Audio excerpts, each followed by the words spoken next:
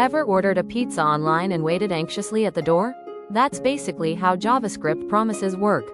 A pizza order, a delivery time, and the glorious moment when it finally arrives, or doesn't.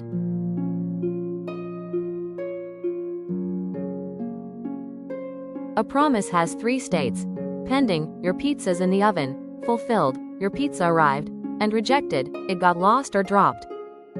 You attach, then, function to handle your pizza once it arrives, and catch function if things go wrong. Just like tracking your order. What if after getting your pizza, you want a soda too? Just chain another then function. That's a new task that waits for the first. Ordering pizza, soda, and dessert at once? All function of promise delivers everything together, or fails together. Want your code to look like it's synchronous but still async? Use async await. It's like trusting your pizza chef. Still hungry for knowledge? Feed your code cravings by subscribing to our channel.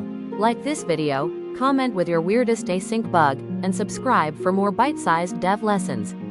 Let's deliver your dream dev job, one tutorial at a time.